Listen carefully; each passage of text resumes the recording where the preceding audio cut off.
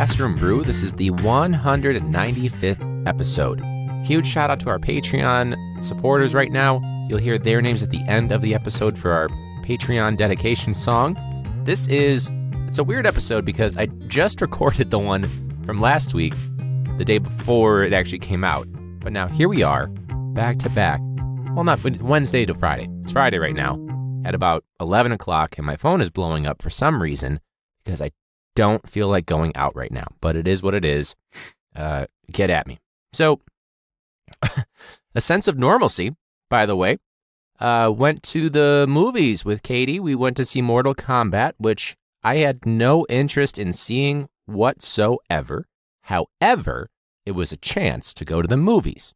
And so Katie went to like Musical Monday afterward, which I had no interest in going to. Like her friends are great. They're awesome, truly. But I just didn't feel like listening to show tunes on a school night when I have a first period the next day. But I was walking home after I dropped her off at the place that they were going to go to Musical Monday or whatever it was. And once I got home, I get out of the car and, we got some snacks that we hid into a backpack because we're human beings and everybody does that. And when I was walking home I parked my car, get out of my car, I walk over to my apartment, which is like a half a block away from the street that I park on. And this lady goes way over to the other side of the sidewalk as if to panic. And I'm like, what the fuck am I going to do with Sour Patch Kids and Milano's in my hand? The fuck am I going to do? Also, wear your mask. A shout out for anyone that reads the show notes. If you actually check out the show notes, we post a lot of important information in there. Not just where to contact us, but also clickable links for you guys, as well as roughly a description of what we do in the episode. So typically we post the Patreon link. So if you want to get that bonus content, that podcast merch, patreon.com/classroombrew, or just go in the description on whatever podcast player you're on. We have the Instagram on there, the TikTok, Twitter, Facebook, the email, everything is in there in addition to the count of what the episode is. Now, we've been doing the show for close to 4 years at this point, and if you're not reading the show notes, that's okay. But what you can do to really help us out is if you go into whatever app you're in, let's say it's Apple Podcasts, for example, and you go to Classroom Brew, there are these little stars, there's 5 purple, and depending on your color scheme, if you do dark mode on your iPhone or whatever. But if you could hit that rating, or you could even, if you scroll right below it, there's an option to write a review. And that would seriously help us out, especially if we've got to counteract that one asshole that just, what was it, Sam Boss douchebag, fuckity face, who just was going around hating on anybody that he disagree or she disagree. Who knows? I'm sure I accidentally said the wrong thing, but regardless, rating and review, that really helps us out in the show. But let's get into it. So you might know, if you've been listening to the podcast for a while, I teach in a high school, I coach, instructional coach, all this stuff. I'm feeling burnt out this year, but one thing has really brought me some hope. And that is that, so I got a classroom that when I was researching my school, when I got the job offer, I looked on YouTube to try to figure out, well, what's a classroom look like? And it actually turns out that the classroom that I got and still am in right now is the one that was featured on this YouTube channel for whatever they were doing with some lesson study or whatever. Room was in shit condition. I had to find little drawer handles all over the building to put them onto my drawers and cabinets and things like that. The ones that were actually unlocked and I could get into, and repainting it, fixing some holes in the wall, things like that. Repainting top to bottom, renovating the desk situation, making it an active class. I've put a lot of time and effort to design and actually renovate this room. But one thing that I've never been able to truly do is, one, find these little cabinet doors that can close so that the books and stuff like that are behind closed doors and potentially locked, whatever. That would be a nice detail to get, but not the end of the world, right? But there are still, to this day, after 4.5 years of or 4, whatever, however many years of teaching, doesn't matter. There are still 4 drawers in my classroom. And by the way, all of them are empty except for like 2 cabinets and 2 drawers. But there are 4 drawers that I do not have access to because they've been locked for God knows how long. And Adam actually, Science Adam, he bought a lockpick set, so we're going to try that. But I'm also working with the engineer, so I'm going to pretend like, I actually picked the lock and tell Adam I picked the lock. But really, I'll just be like, no, the engineer actually let me in because we did something. We busted the lock, whatever it is. Anyways, the reason I'm so curious about these locks suddenly, because all the other drawers are empty, just these 4, is because I wanted to get into it because I was like, oh, why not? We have a 50% flex day, whatever it was. I was doing some organization. I'm all about minimalism. I'm trying to make it so that if I had to ditch in 2 seconds, I could grab everything in one trip, put it in my trunk, and I'm gone forever. But these 4 drawers really started to intrigue me because I pulled out one of the drawers entirely up on top to see if I could get in from there. You can't. There's plywood in between each drawer, so that sucks. But in the way back, and these are built-in drawers for context. It's not just like a dresser or something like that. It's built in. And our school was built in 1910. I'd imagine there are some renovations that happened, but there were a bunch of papers like shoved like way in the back, like they probably fell over the top of a drawer or something like that. And then over the years, or in this case, decades, really got shoved back there. And they were super yellow. I pulled all of them out, had to use like a yardstick to get back there. And the date on these fucking things, I'm not even kidding when I say this, the dates on these, I have pictures of them because I didn't want to bring them home because nasty. This one is July 12th, 1974. It's someone writing in beautiful cursive, by the way, about Archimedes. So, all right, interesting there. The next paper was July 16, 1975. Holy shit. We have another one from July 21st, 1975. We have someone named Quincy Jimenez, General Science, June 27, 1975.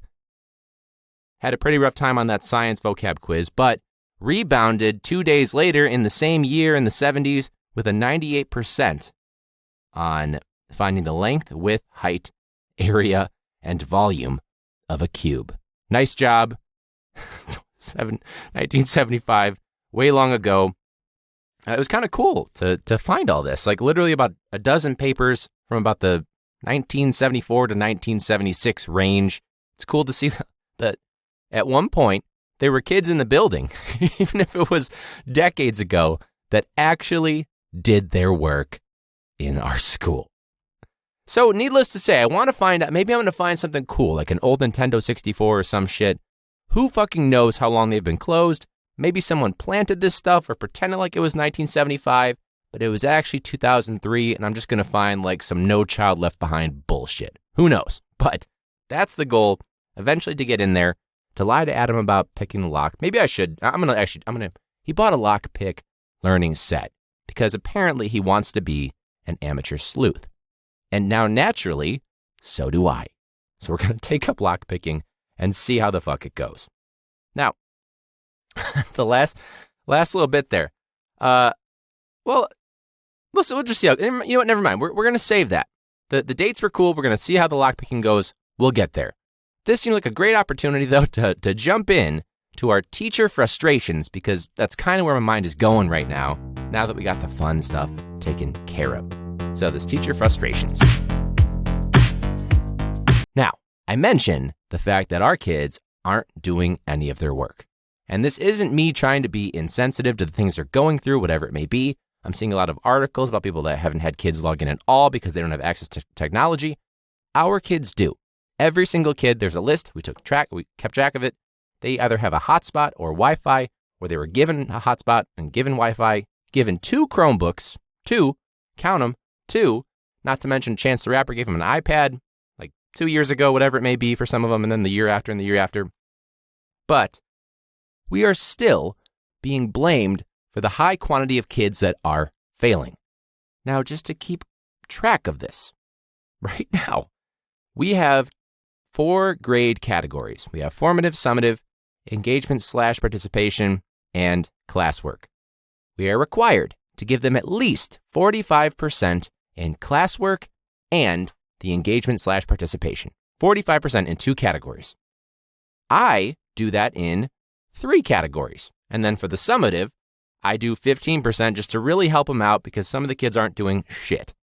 In term 4, I switched it. Instead of 45% minimum, I'm giving them 50% minimum. So that way it's still enough, but they're getting some, credit, whatever. Basically, if you were supposed to make $100 if you went to work on a Tuesday and you didn't show up at all, you're getting $50. That's where we're at. I'm dropping their lowest 3 scores. I'm calling, texting the parents, trying to get a hold of them. I'm leveraging coaching. I'm putting all this data in there. I'm putting these action plan logs in for the big wigs. And with all due respect, fuck this. Because we're doing all of it. Like, we had to write down the motivational stuff we're doing on a day-to-day basis. And I'm not blaming anyone in my building for this. I'm blaming the network itself, or the district itself, the chiefs, the bigwigs. Because again, with all due respect, our network chiefs and the data analyst, by the way, that's moving up and on, and we were supposed to be all sad about it. I was like, what the fuck have you done or given to us aside from outdated data where it's like, well, ignore pages 4, 7, and then 9 through 15 because it's actually, there was something wrong with the system. Be a better data specialist.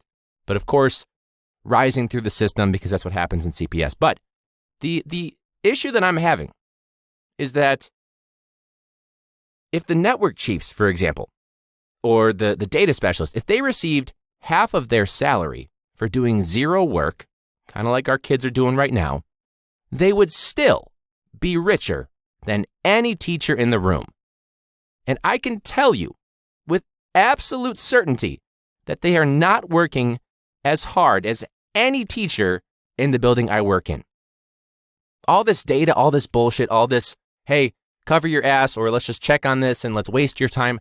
Even though we have all these logs to see what you're doing, we want you to take 2 hours each week to tell us what you're doing, even though we should know what you're doing because you're doing it. And also, you're professionals. All I'm saying is that within all this data, there's no humanity in the conversation. It's only data. And sure, they're using demographics to talk about what they're targeting and the people that are struggling specifically and trying to get service of people, IEPs, racial, ethnic background, ESL, everything. I understand that, but they're not even referencing that. They're just saying, we want you to go through the data. And right now, the only thing they mention every single time with these data reports is the quantity of kids that are failing. Well, technically, they don't even say the kids that are failing. They're saying the quantity of Fs that teachers are giving. Oopsie, daisy, fuck you. There's no humanity in it, only data. They don't care that Joe D lost his father to gun violence. They don't care that Nariah Smith, fake names by the way, but real stories here, was shot last year. They don't care, they don't know, they don't give a shit. They didn't read the action plans that we put out there that we spent all this time saying, here's an anecdote about the kid, all the intervention we tried for everybody, and what's working, what's not working, what help we need, because they don't care. It's all a CYA, a cover your ass. That is my number one teacher frustration from this whole fucking year, which, by the way, they should just mercy kill it right now. Because the other thing, too, is that they want to start next year early to minimize summer lag.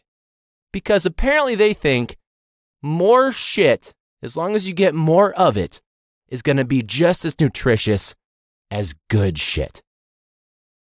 Oh, you can't eat cereal in the morning? You're only eating shit in the morning instead of your delicious, nutritious cereal? Well, we're going to give you more shit instead of cereal because we think eventually you might get some of the nutrients and vitamins out of said shit. Now, I'm not saying that to diss the whole, we're doing the best we can, truly. It's at the point where we're doing very minimal work, but we're still giving them expectations.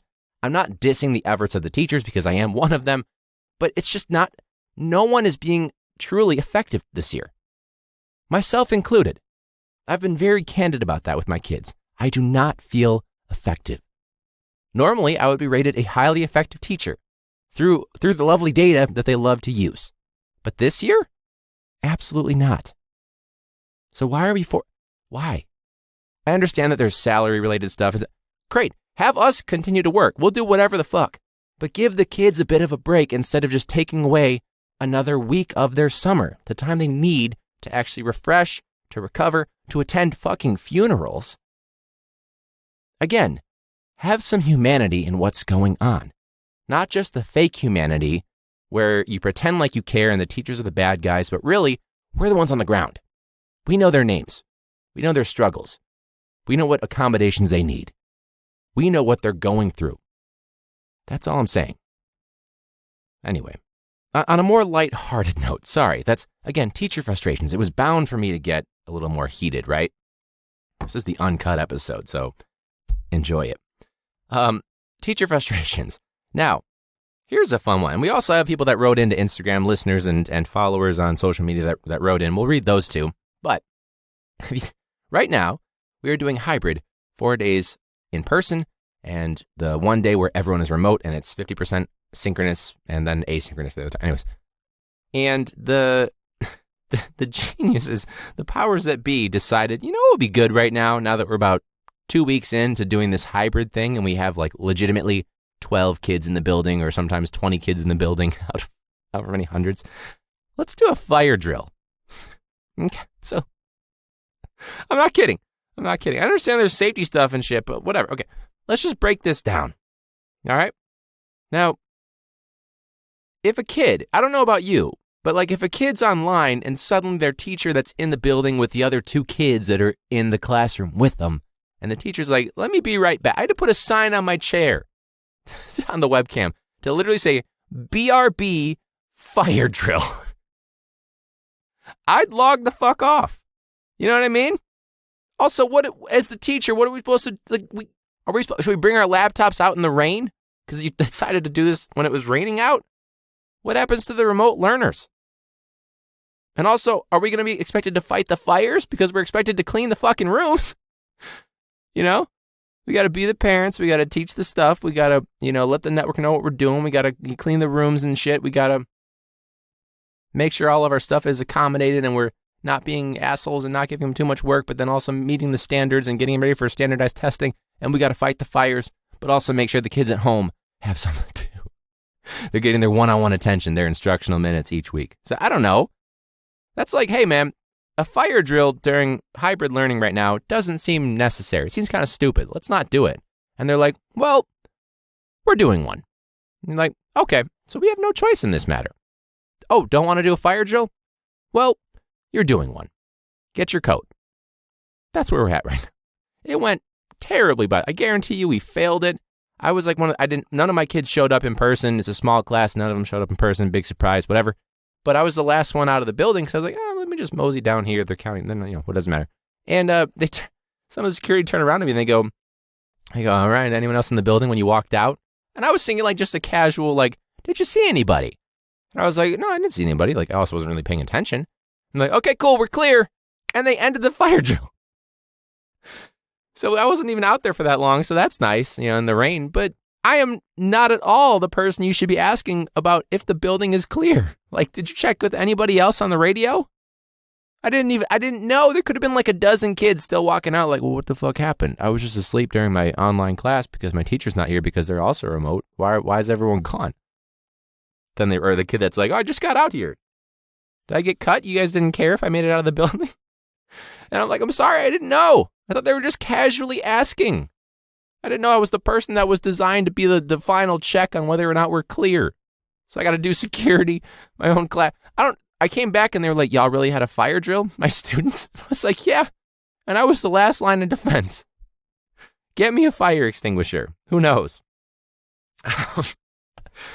Anyways, all right. So we have some people that from last week that actually wrote in, but for the sake of time, we had a lot of people that wrote in, but we saved them so that, we weren't just asking every single week. So at Lettering by Melissa writes, students showing up in person 2 times a week, but then not showing up remotely the other 3 days. So they're just saying like, oh, hybrid? Fuck that. I'm only going to go in person. That's interesting because we have the issue of our district is telling us if a kid opted for in-person 4 days a week and remote 1 day a week, if they decide to just take a day off, you can't count their attendance. So naturally, the kids find out about this and they're like, well, fuck that. If I'm not going to go in person that day, I'm not even going to attend online.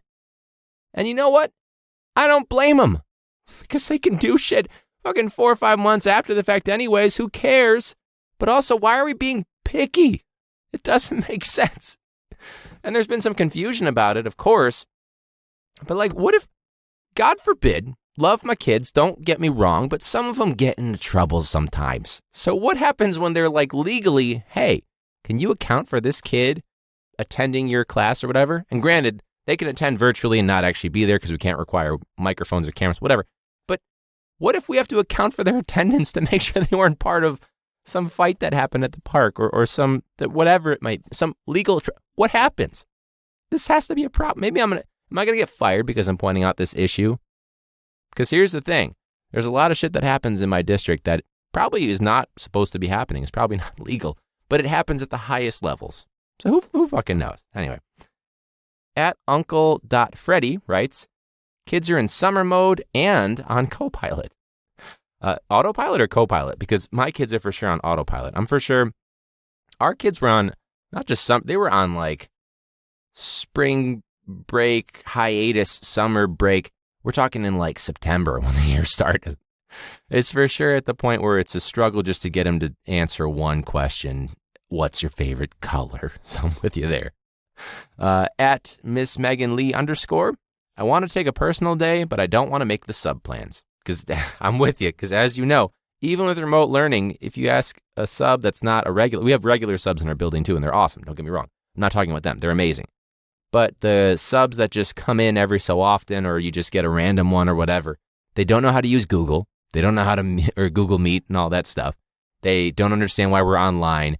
They usually go on some sort of a rant. Some of them racist rants. Yikes. And the kids don't like going in when they're there because the fuck is the sub going to do? It just becomes a, can you be a digital babysitter? And they're like, what's digital? They don't know what it is. No, but seriously, it's a disaster. And I'm not really a big fan of taking days off because it's more fucking work. Even if you're in person. Like, you ever try to figure out all the like memos and notes and rules and things like that you just do on a daily basis, and you try to get onto like one sheet for a sub because they won't read past the one sheet because they're lazy as fuck, whatever. There's a lot that we do. And it's at the point now where if I want to take a sub, I've got to put shit away. Because people have walked off with like microphones and shit that I had on my counters. I'm like, I got to lock everything up now in my 2 cabinets, not the cabinets from 1975, because I don't have access to those, but the cabinets that I had to put my own locks on. So I'm with you. A sub is way more work, even if it's remote stuff. It's never going to be a good situation with a sub.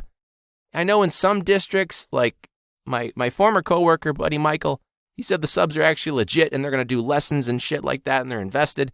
Our subs don't do that. Unless they're one of our routine subs that's constantly in the building. If it's just someone from Frontline or ESOP or whatever, 9 times out of 10, they're not going to do anything.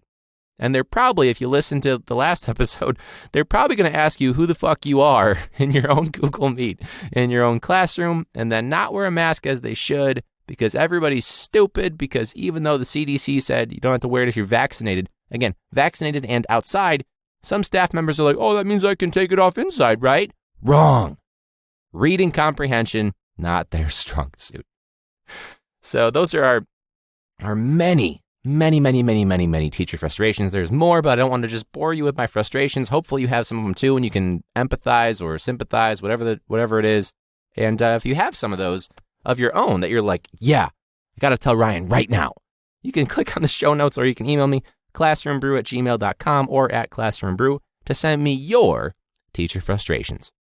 But before we get to your teacher frustrations in future episodes, let's get to this week's Comment Hero of the Week. Welcome to the Comment Hero of the Week. When someone's being an ass in the comment section, but they have no idea what the fuck they're talking about. What's going on is you failed fucking social studies. Or when you see someone call that person out, they are our Comment Hero of the Week. Yeah! Even though some heroes do call out those idiots, remember, don't call out a comment hero in the comment section. You can't fix them, and you can't fix stupid. Our comment hero for this week is, we'll just call him Maddie B. Maddie B. I'm not going to rhyme it because I'm tired. I'm tired, guys. It was a long week. Even with I'm tired, okay? Now, this is an article. This was posted by the Chicago Tribune saying CPS urged not to use $2 billion in COVID-19 relief toward debt, but rather on direct help for students. Now, I wouldn't put it past the district to say, oh, we got $2 billion and we're probably $6 billion in debt. Let's pay some of that off. And granted, I'm sure they have some sort of legal discretion they can use, whatever it may be. The union in particular said, we have to say, or we need to have a say on how the money is spent in our schools. They want us to get back to normal, but the reality is our normal is not the same normal. You failed us before the pandemic, and you need to fix those things first.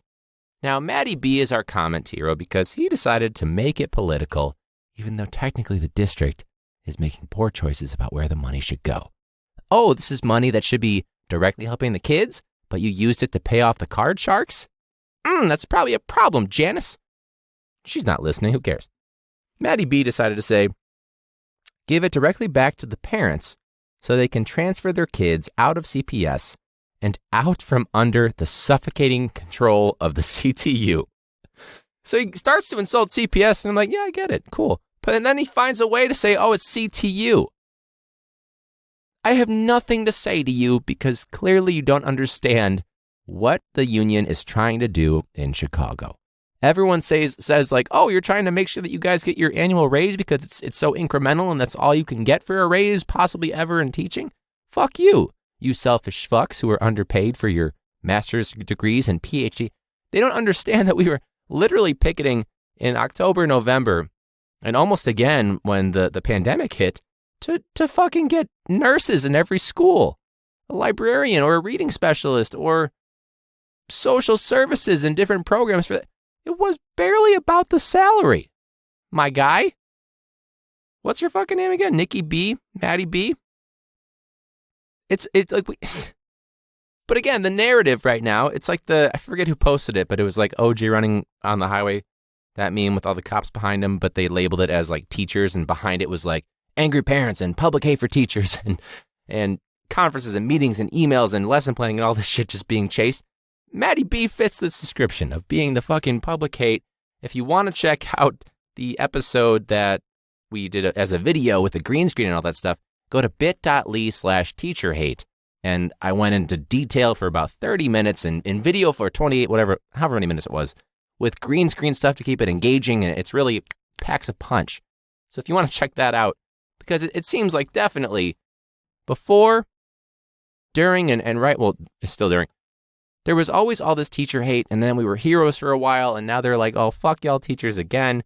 It doesn't surprise me. I gave it 2 months. It took 2 weeks. I was right, technically, because I was like within 2 months. So we're good. So, Maddie, get fucked. You did great. Listen to the Comment Hero segment intro, because you'll see why you're just, don't be an asshole.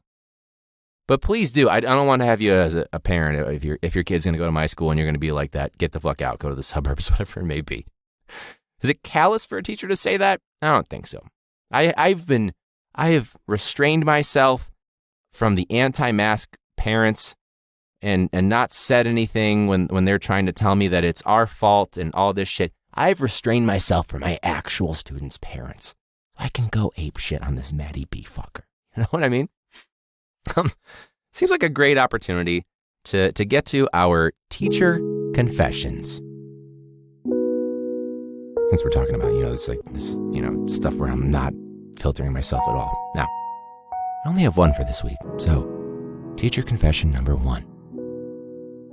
Dear attendance coordinator, that person that was telling the hybrid kids that it doesn't need to be all 4 days in person, like just whatever you can give me, you can do it virtual, in person, it doesn't matter. Even though CPS now said the same thing, but then initially they said, well, no, they have to be in person, otherwise it doesn't count. The person that was telling that information that might have made your job a little bit harder, that was me. I'm not sorry. Let's jump into our weird student questions and wrap it up for this episode. As you know, there is definitely no such thing as a stupid question, especially when you're a classroom teacher teaching students. That said, there are, on quite a few occasions, some very weird student questions. Now, this one I really liked. It's funny that I think I mentioned cereal and shit at the top of the episode for some reason. That's where I went with that bit. But this was a question that I got earlier this week, and it was, did y'all ever eat Fruit Loops when y'all younger? It's direct. Did y'all ever eat Fruit Loops when y'all younger? I have. Yeah.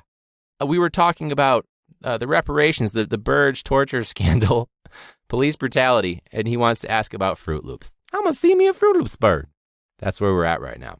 So thank you to student that I can't say your name for obvious reasons, but yeah, I've had Fruit Loops, I guess.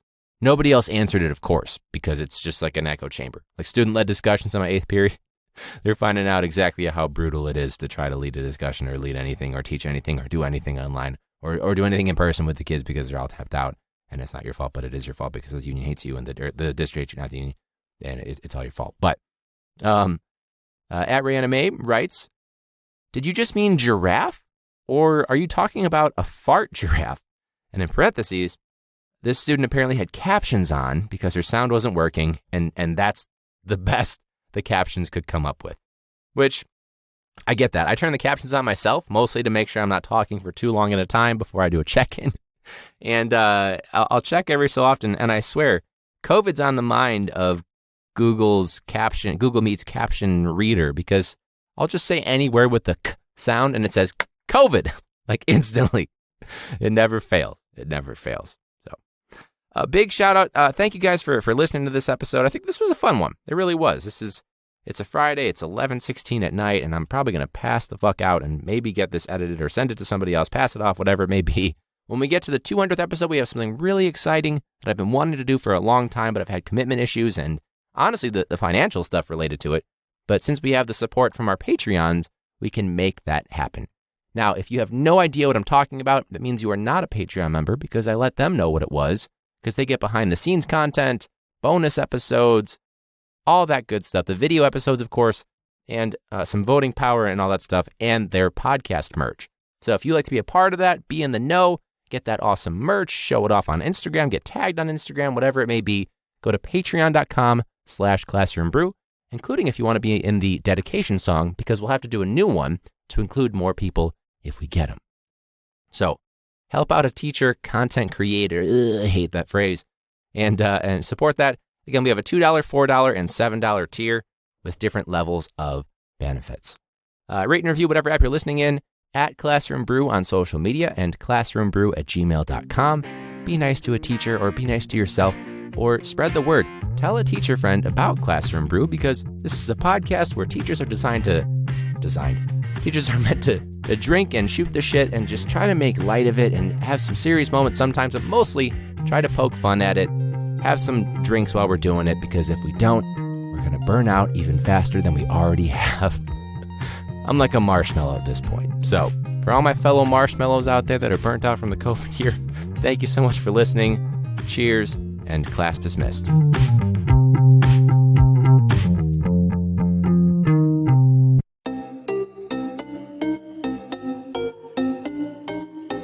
Classroom Brew on Patreon. Koozies and coasters, shot glasses, bonus content and voting power. Lish Cromwell from Minnesota has 1,000 classrooms. That shit is crazy, but that's Minnesota.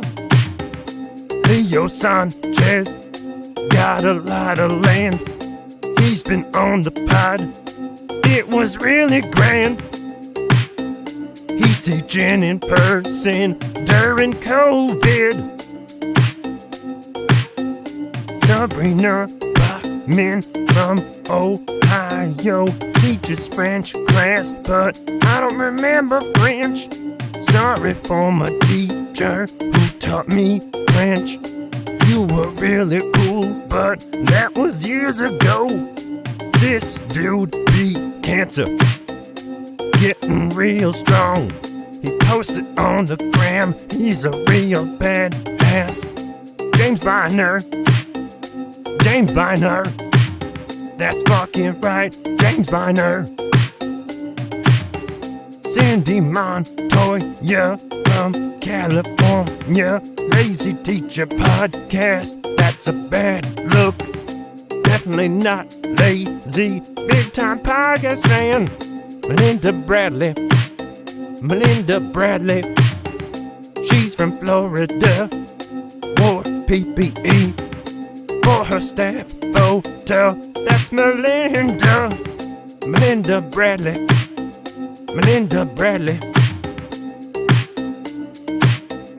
Classroom Brew, check it out on patreon.com.